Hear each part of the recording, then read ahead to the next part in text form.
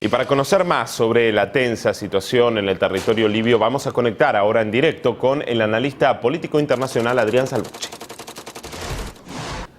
Hola Salvucci, gracias por atendernos. Bueno, en primer lugar, ¿por qué cree que todavía el nuevo gobierno libio no ha podido controlar a estos grupos armados? ¿Cuáles son las principales dificultades?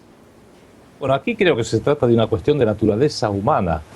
Cada vez que se produce una invasión militar, la secuela inmediata es violencia y más violencia. No solamente lo hemos visto en Irak hace apenas 8 años, lo vemos a diario en Palestina, que ha quedado invadida militarmente, lo hemos visto a lo largo de la historia en Vietnam, lo hemos visto en Irlanda del Norte cuando era ocupada por fuerzas británicas, en Europa durante toda la Segunda Guerra Mundial y la post-Segunda Guerra Mundial, luego en Hungría, en Polonia. Las invasiones militares no hacen más que generar violencia, y lo que hemos visto en Libia hace apenas unos meses es la destrucción del país que realizó la estructura de poder global a través de la OTAN, esta alianza militar supranacional o multinacional, como una suerte de muestra de poderío, como un aviso, como una amenaza, no solo para Libia, sino para todo el mundo entero, porque, y esto lo escribí en un artículo que se publicó hace apenas 2 días en RT, en el sitio de RT, es uno de los 12 disparadores, creo yo, para ir arrastrando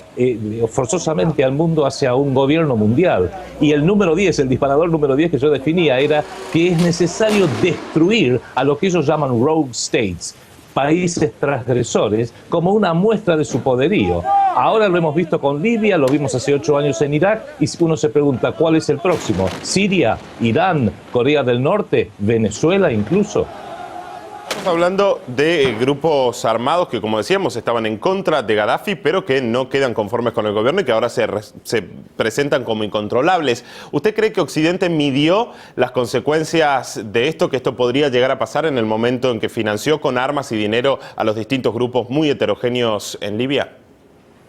Dependería de qué parte de Occidente, a qué parte de Occidente nos referimos y a qué nivel en la estructura de poder occidental nos referimos. Si nos referimos al nivel de los gobiernos nacionales, probablemente su inoperancia, su ignorancia se volvió a repetir en Libia, como, insisto, se repitió hace apenas 8 años en Irak.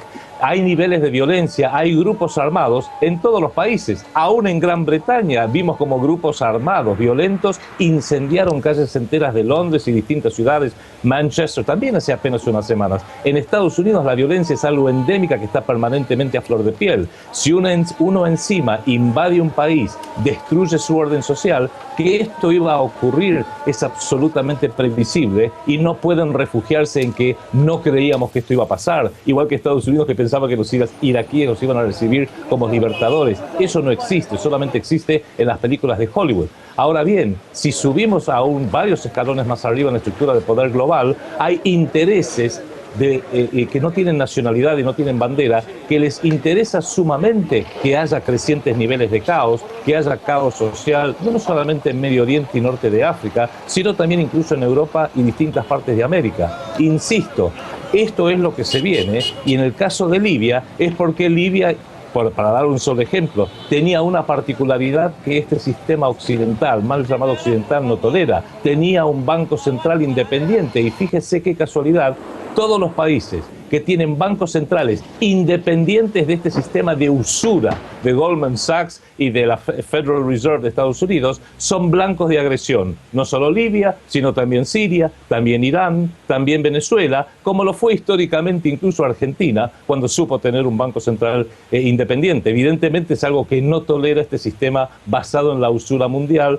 basado en un sistema financiero absolutamente parasitario. Bien, esperemos que esta conflictiva situación en Libia sirva de ejemplo entonces para no cometer los mismos errores. Gracias por esta comunicación con RT. Hasta luego. Ha sido el analista político internacional Adrián Salvucci quien ha compartido con nosotros su opinión sobre esta situación actual tan difícil en Libia.